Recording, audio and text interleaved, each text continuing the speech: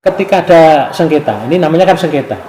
Betul. Lawannya siapa? Ini ternyata lawannya kan Negara. badan tanah, badan bank tanah, gitu kan? Atau negara, lawannya negara. Nah, ketika ada sengketa, pada dasarnya Indonesia, pemerintahan Indonesia itu juga menyediakan ruang untuk adanya pengaduan.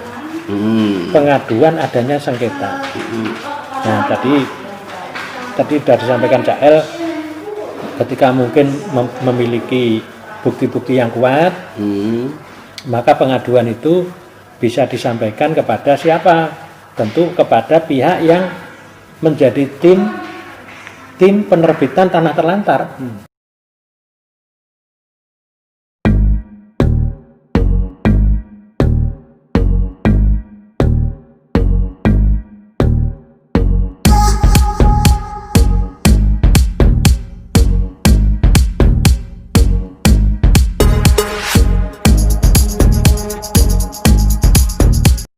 Berjumpa lagi di Cangkruan Embongan.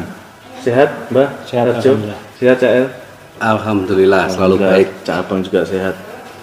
Kita sekarang melanjutkan yang pembicaraan kemarin, masih seputar Omnibus Law terkait dengan bank tanah, di mana di dalamnya ada mengulas tentang tanah terlantar.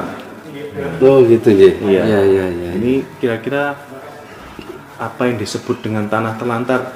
Bagaimana Cak El bisa menjelaskan tidak ini? Iya. Jadi coba saya menerangkan. Jadi saya beri gambaran dulu, jadi nggak langsung ke fokus tanah terlantarnya. Bahwa dengan munculnya Omnibus Law yang berhubungan dengan klaster bank tanah, maka di situ banyak pembahasan. Salah satunya adalah yang masih terkait adalah dengan tanah terlantar. Dan ini mengerucutnya ke tentunya ada pedoman yang dipakai. Kita masih memakai undang-undang sebelum muncul undang-undang Omnibus Law ini ya, undang-undang UUPA ya, Pokok Agraria nomor 5 tahun 1960. Di situ ada pasal-pasal yang menyebutkan tanah terlantar.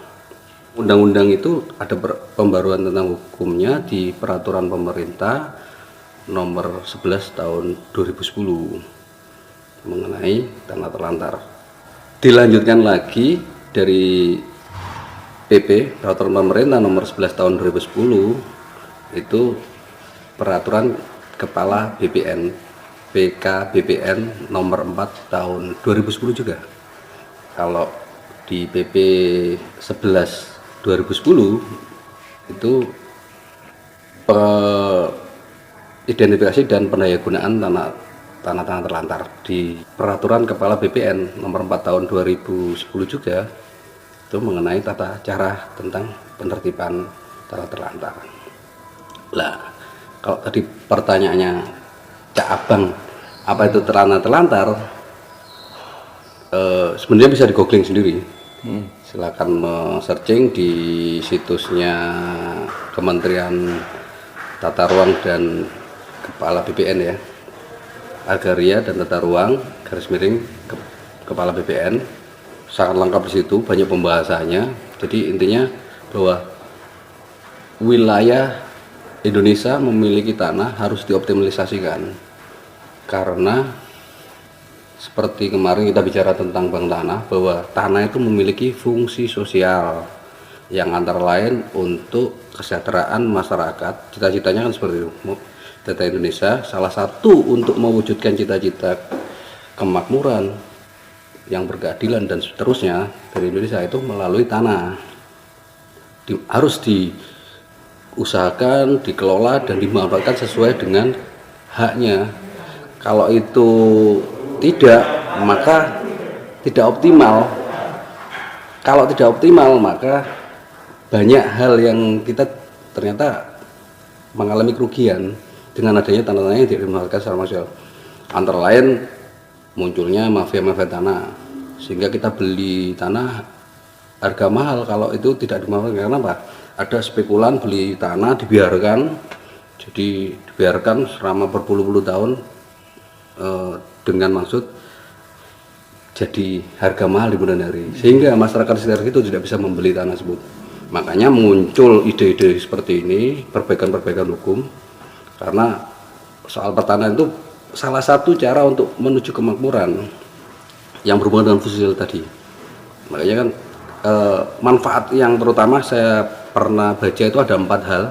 Satu, mengangkat tentang pengangkatan level dari lingkungan hidup. Jadi kalau tanah itu dimanfaatkan dengan baik lingkungan hidup sekitar lingkungan hidup secara lingkungan hidup, maka lebih maksimal lagi. Kalau tidak, maka tidak ada ekosistem yang ada di situ kan jadi kan ya kurang maksimal.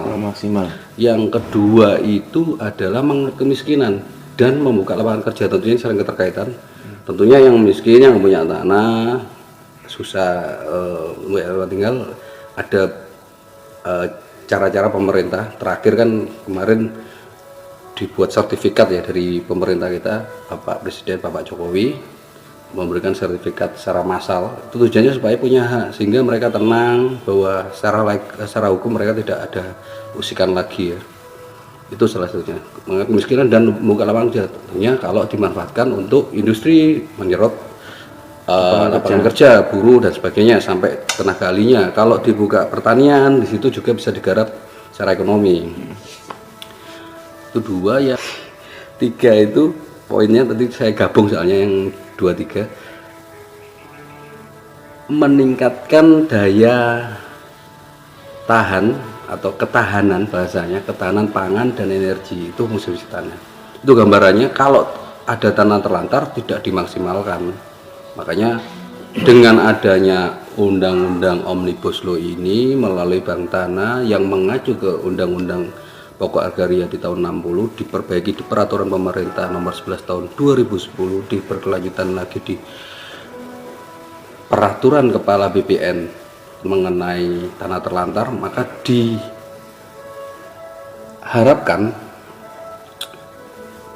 5 tahun 10 tahun ke depan kita punya bank data tentang tanah-tanah kepemilikan negara, kepemilikan perorangan, sehingga diminimalkan tanah terlantar, atau kalau sudah ada data tanah terlantar dimaksimalkan untuk kesejahteraan rakyat. Itu tujuannya. Dari gambaran seperti itu tadi yang saya ketahui seperti itu. Mengenai detailnya tentang tanah terlantar apa, tinggal searching dan itu sudah gamblang. Kalau saya bacakan nanti panjang, saya kayak baca buku nanti.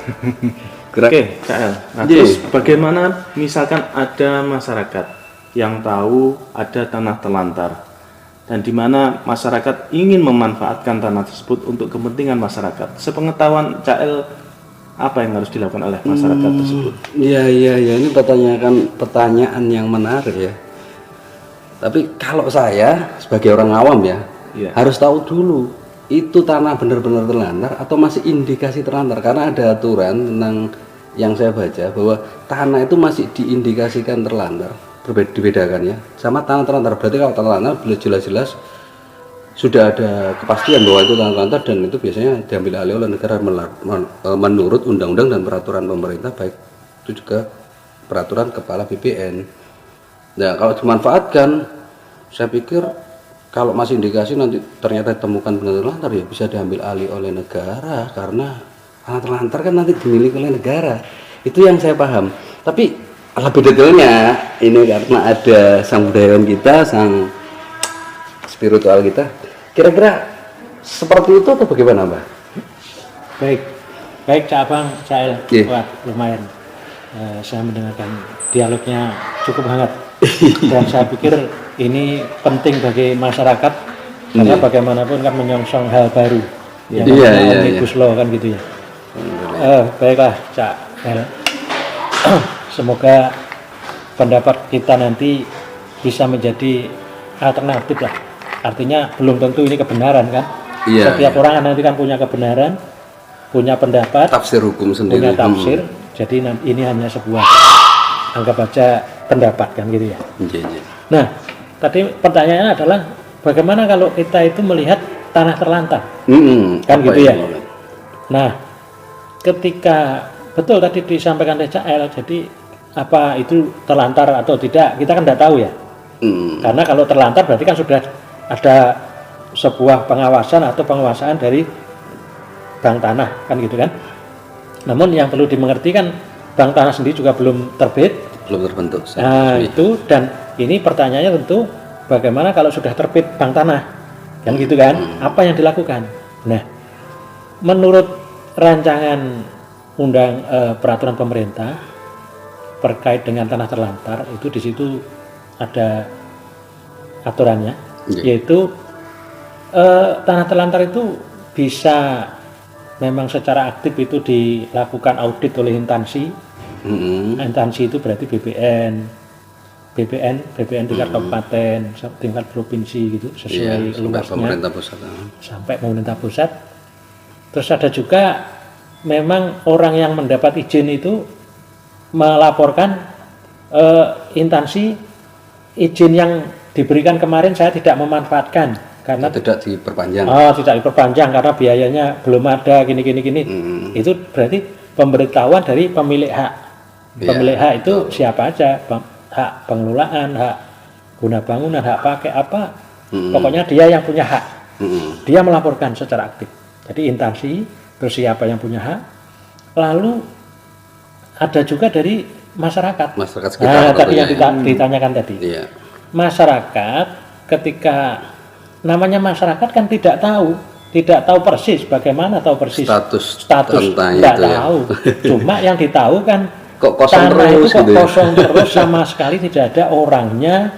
Ketika orang mau membersihkan juga di mana, jangan-jangan dimarahin orang, mau digunakan apa juga tidak bisa juga. Nah, ketika ada indikasi itu, maka yang dilakukan adalah memberitahukan kepada instansi ya terkait ya. Nah, instansi itu tentu secara yang paling mudah, yang paling dekat adalah kepada kepala desa maupun lurah setempat. Kan gitu. Kepala desa maupun lurah kan tahu itu status hukumnya, tanahnya bagaimana. Menurut letter C catatan buku desa bagaimana, Pak Lurah kan tahu. Atau itu nanti izinnya itu apa, Pak Lurah pasti tahu. Nah, berarti harus tanya dulu ya, jangan langsung memanfaatkan buat lapangan sepak bola atau dibuat cocok tanam sayur gitu ya. Ini konteksnya kalau mengenai mengetahui tanah terlantar, kalau ternyata kepingin melaporkan, maka dilaporkan kepada instansi, bisa ke BPN, bisa ke lurah, pokoknya instansi yang terkait jalurnya. Nah, kalau tadi mengenai pemanfaatannya, nah ini lain lagi persoalannya. Gitu ya. Lain lagi persoalannya. Pertanyaan kedua ini. Enggak apa-apa. Jadi ini juga bagian dari pertanyaan kita bersama yang kita hadapi di lapangan sehari-hari. Tentunya kadang-kadang kan ada yang memanfaatkan tanpa izin. Secara umum, kadang-kadang di masyarakat kan berkembang sampai saat ini kan tiba-tiba sudah memanfaatkan tanpa bertanya kemanapun. Iya. Ketika memanfaatkan ternyata tidak ada komplain, ya kan wajar, nggak ada komplain gimana? Sebelum ada komplain masih tetap aja dipakai. Namanya nggak ada komplain berarti itu betul-betul terlantar kan? Oh gitu. Betul-betul tidak ada yang menguasai atau memanfaatkan. Nah, tidak memanfaatkan itu bisa jadi orangnya itu ternyata jauh, sehingga dia bertahun-tahun tidak bisa memelihara dan tidak menitipkan ke orang. Atau bisa jadi ternyata di luar pengetahuan itu sudah meninggal dunia. Nah itu. Dan ahli warisnya tidak tahu bahwa itu punya waris itu ya. Sehingga kadang-kadang orang kan memanfaatkan itu.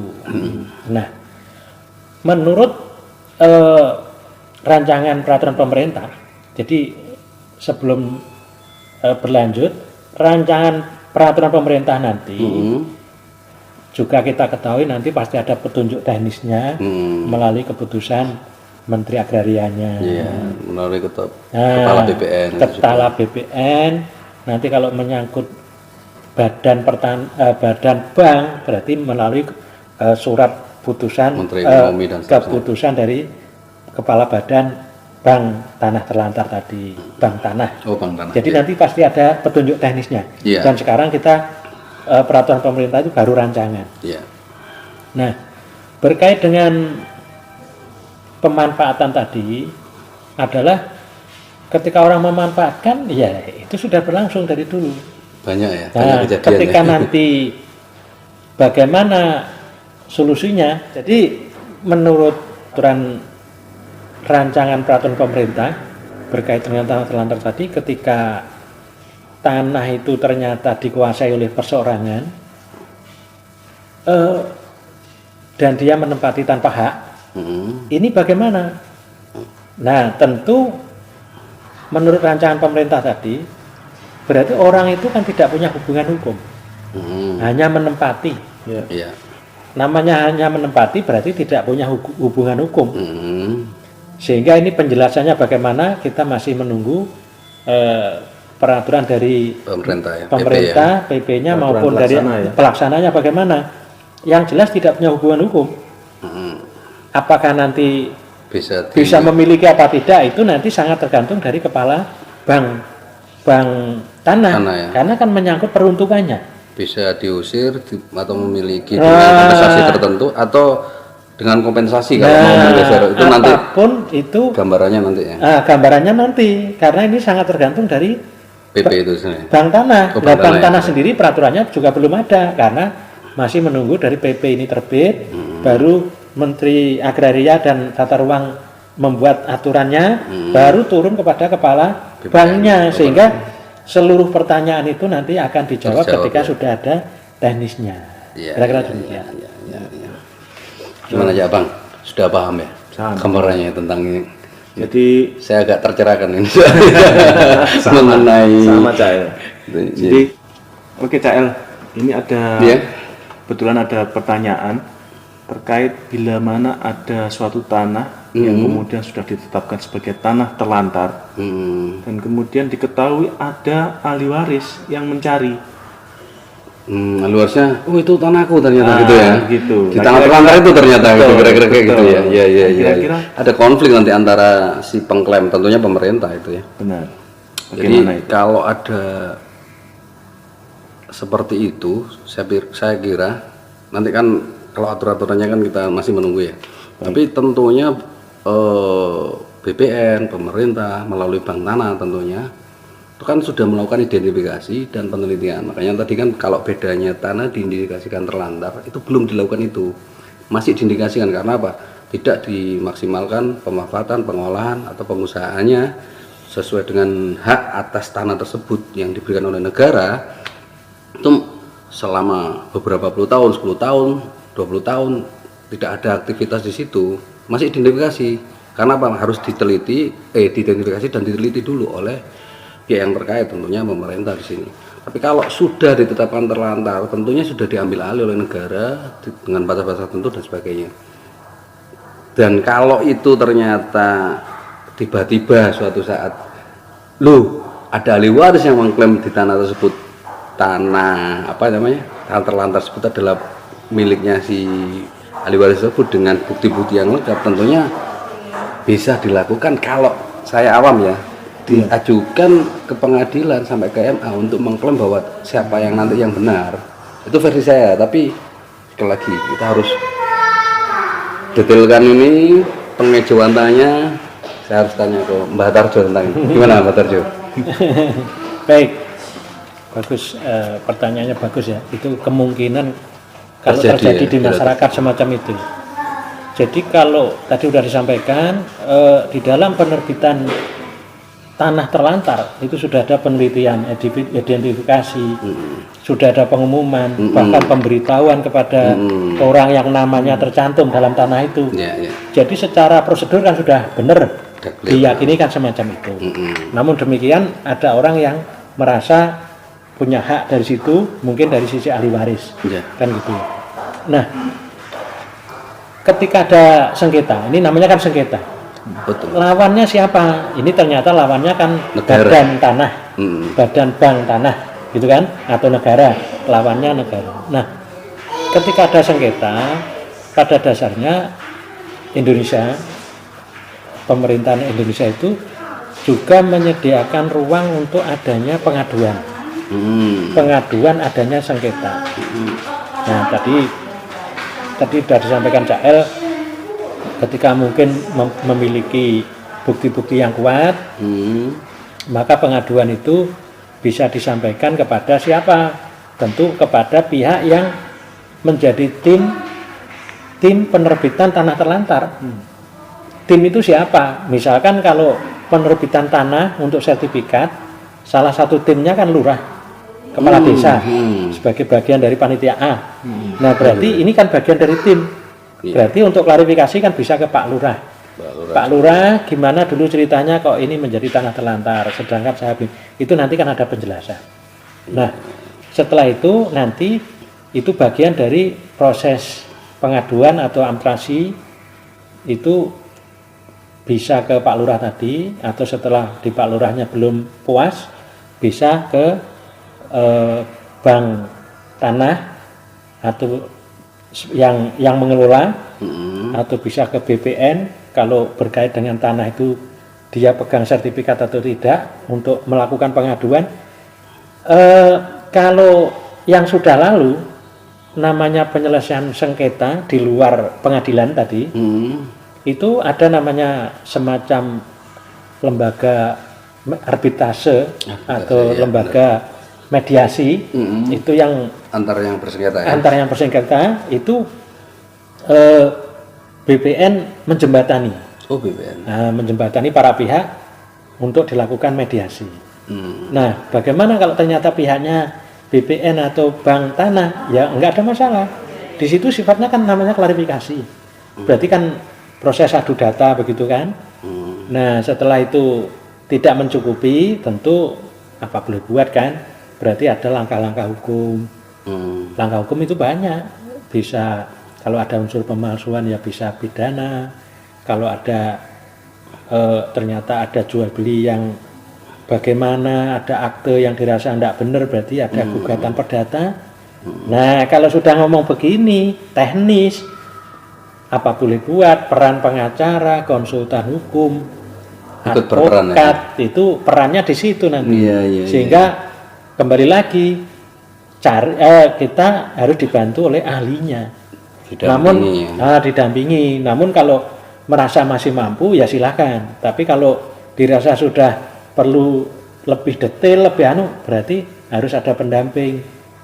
Nah, jadi ada ruang untuk langkah-langkah di luar hukum.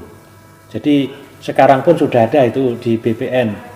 Peraturannya juga sudah ada, tinggal masyarakat bagaimana memanfaatkan untuk adanya penyelesaian di luar pengadilan. Berarti itu pula yang berlaku pada saat ada perbedaan terhadap batas-batas wilayah dengan tanah yang lain berarti.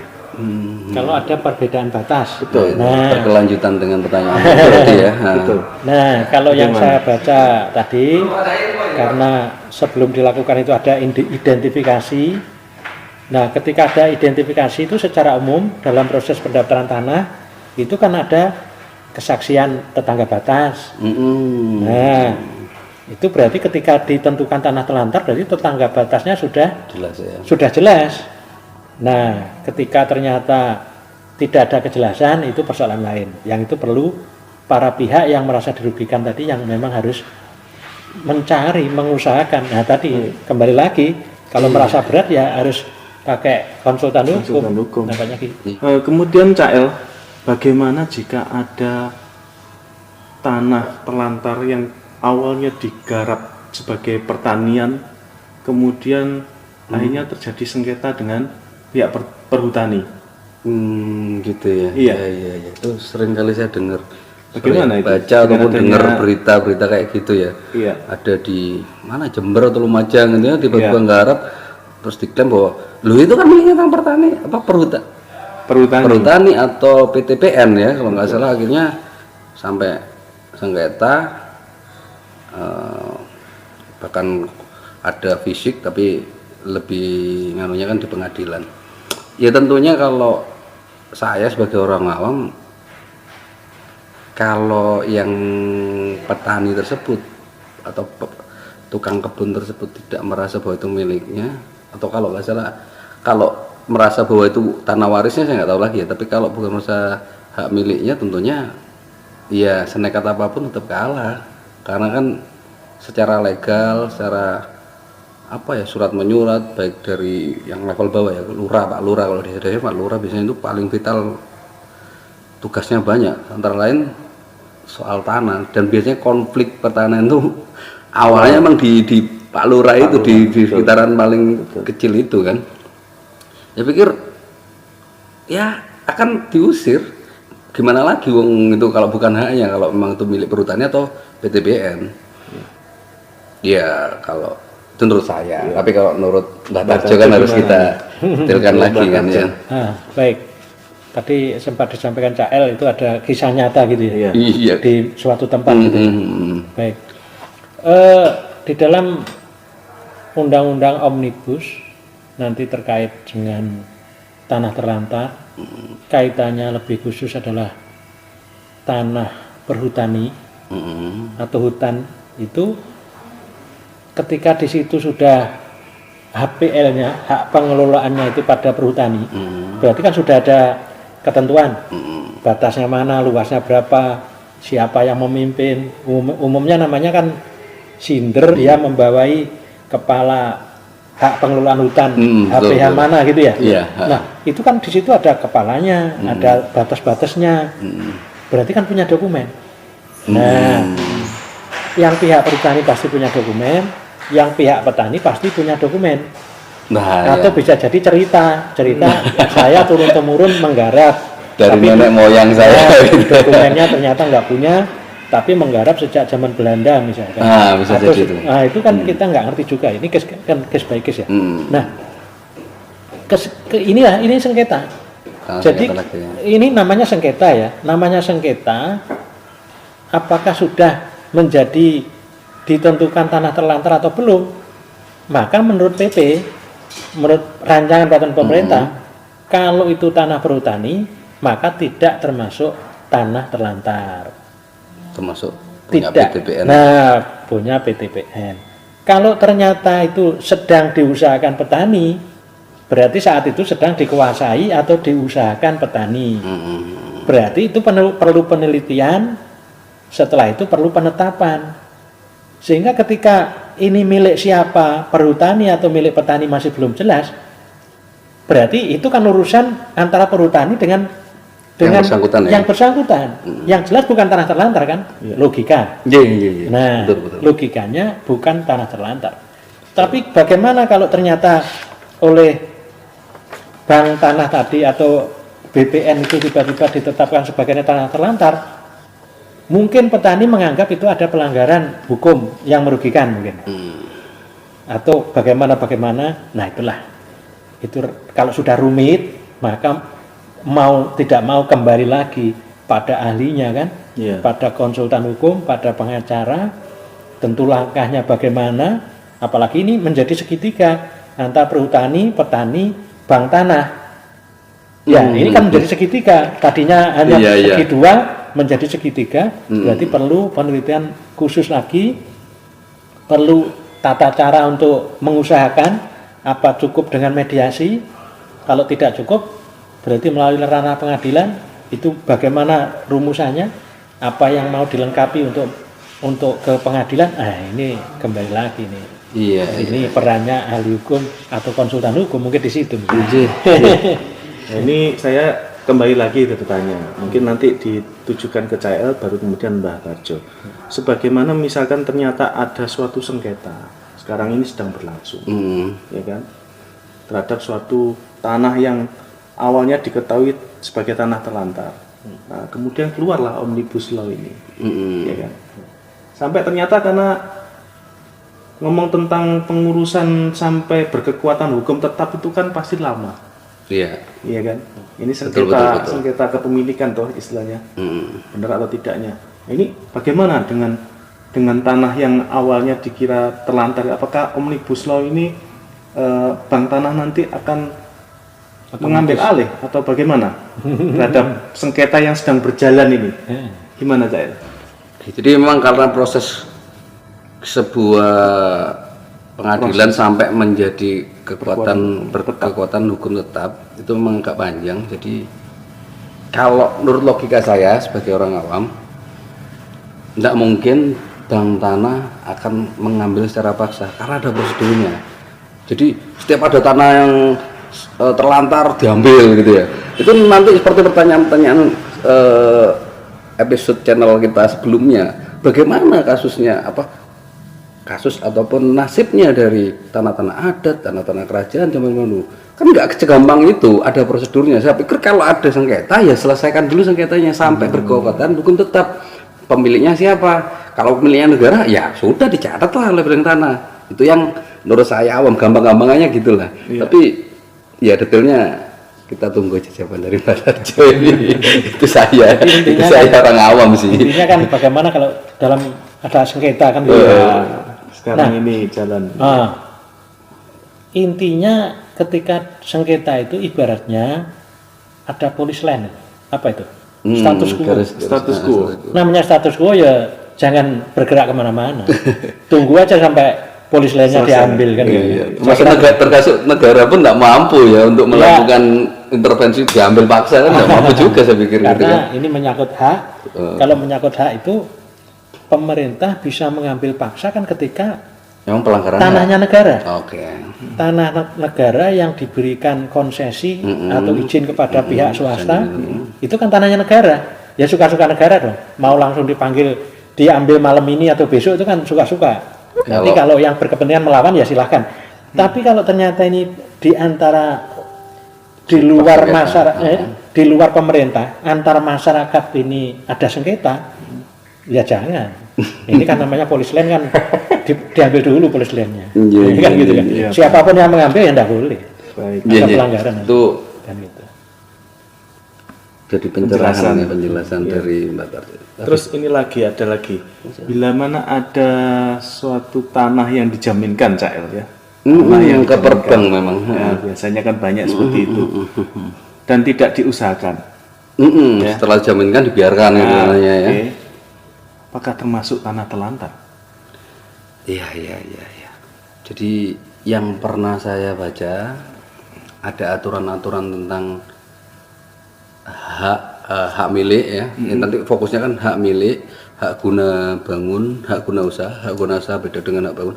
Hak guna usaha terutama untuk diperuntukkan untuk pertanian, peternakan maupun perkebunan. Bedanya dengan hak guna bangunan itu ada aturan yang memang bisa dijaminkan. Jadi dipinjamkan ke perbankan untuk mendapatkan pinjaman. Dan setelah dapat pinjaman dibiarkan gitu ya. Ya satu tentunya secara hukum perselisihan atau sengketa ini ya perbankan dengan pihak yang menjaminkan awalnya. Tapi secara tanah kalau itu bukan hak milik tapi hak guna bangun, hak guna usaha, hak pakai, hak pengelolaan dan sebagainya itu banyak kan aturannya. Itu ya itu masih milik negara. Tapi kalau hak milik bisa disita oleh perbankan. Sementara kalau ada pinjaman dan sebagainya, saya pikir bukan tanah terlantar, tapi masih ada proses itu. Dan biasanya kan nggak mungkin pinjaman sampai puluhan tahun. Sementara biasanya yang dinamakan tanah terlantar kan dibiarkan terlalu lama. Aturan-aturan yang tidak dikelola, tidak dimanfaatkan maupun diusahakan yang dengan jangka tertentu yang panjang. Tapi kalau perbankan kan tiap bulan nggak bayar, dicek tuh, lu tanahku orangnya nggak bayar tapi tanahnya masih sertifikatnya dipegang atau hak gunanya bangun atau hak guna usahanya masih ada. Itu sih yang saya ya baik Cak Er maupun Cak Abang ya, saya kira ini menarik. Jadi ada itu saya kira memang perlu menunggu petunjuk teknisnya ya, dari peraturan Menteri Agrarianya bagaimana, dari bank tanahnya bagaimana. Saya pikir itu kita perlu petunjuk teknis, karena itu akan menjadi perdebatan dalam menafsirkan mengenai istilah terlantar tadi. Karena terlantar itu kan asumsinya nggak ada pemilik. Nah kalau tanah dijaminkan berarti pemiliknya kan bank. Kan begitu. Iya, pasti. Nah oleh bank ya biasanya nggak diusahakan. Tapi itu ya kan yang usahakan yang penguasanya. Ditutup. Nah penguasanya sendiri mengusahakan itu kan memang sesuai peruntukannya. Katakanlah kalau peruntukannya untuk pertambangan kafling, ya tambang, kalau kafling ya untuk kafling. ya perkebunan betul. Kalau namanya kafling ya bisa jadi nggak ada rumahnya namanya kafling, iya kan? Atau memang tanah itu kering, nggak bisa ditanamin apa-apa, ya berarti seakan-akan nggak dilakukan apa-apa. Usaha pengelolaan pemanfaatan seolah-olah tapi ya. pemilik ada, terus pengakuan ada, bahkan itu memang menjadi milik bank karena sebagai hak tanggungan, hak jaminan. Saya pikir untuk dijadikan tanah terlantar ini masih perdebatan ya. Perdebatan. Jadi nanti kita tunggulah, saya pikir begitu. Kalau diidentifikasi tanah terlantar mungkin, karena ya harus dilakukan penelitian maupun pencarian bener enggak kan gitu, yang saya tahu seperti itu. Ya, jadi itu penjelasan dari Mbak Tarjo. Cuman saya mau bacakan sedikit karena ini berhubungan dengan cita-cita luhur bangsa Indonesia, berhubungan dengan soal tanah. Jadi dalam penjelasan PP sebelum keluar PP-nya dari Undang-Undang Omnibus Law, dalam penjelasan PP 11 2010 itu dijelaskan bahwa tanah yang telah dikuasai atau dimiliki baik yang sudah lama hak atas tanahnya maupun baru diusahakan yang baru diperoleh tanah, ternyata di beberapa masih banyak yang terlantar. Nah, sekali lagi masih banyak terlantar. Untuk itulah perlunya tadi saya jelaskan tadi pengidentifikasian, penelitian sehingga menjadikan data di bank tanah dengan turunannya dari Undang-Undang Omnibus Law. Pentingnya itu. Karena apa? Akibatnya cita-cita luhur yang meningkatkan kemakmuran Indonesia tidak jadi optimal gara-gara banyaknya tanah-tanah harusnya bisa digunakan untuk perumahan yang bisa dijadikan rumah susun murah kepada masyarakat. Tidak bisa. Karena apa? Karena ini masih sengketa terlantar dan belum ada ini ya data-datanya. Jadi itu kalau nanti manfaat dari bank tanah itu salah satunya itu saya pikir. Padahal tanah merupakan salah satu perwujudan kesejahteraan rakyat Indonesia yang untuk kehidupan lebih berkeadilan. Itu jadi fungsi lain dari tanah kalau kita masih bisa mengoptimalkan, menjamin keterlanjutan sistem masyarakatan dan kebangsaan Indonesia. Yang terakhir adalah memperkuat harmonisasi sosial. Clear kan? Jadi penjelasannya cukup mencerahkan kita untuk pembahasan kita kali ini, terutama untuk pembahasan tanah terlantar lebih fokusnya, nanti merembet kemana-mana termasuk ke Omnibus Law, klaster bank tanah. Dari saya pikir karena sudah jelas cukup. Dari Mbak Tarjo Cukup. Saya kembalikan lagi ke cabang. Ya, baik. Terima kasih atas waktunya teman-teman. Kita akan ketemu lagi di cangkruan embongan yang lainnya.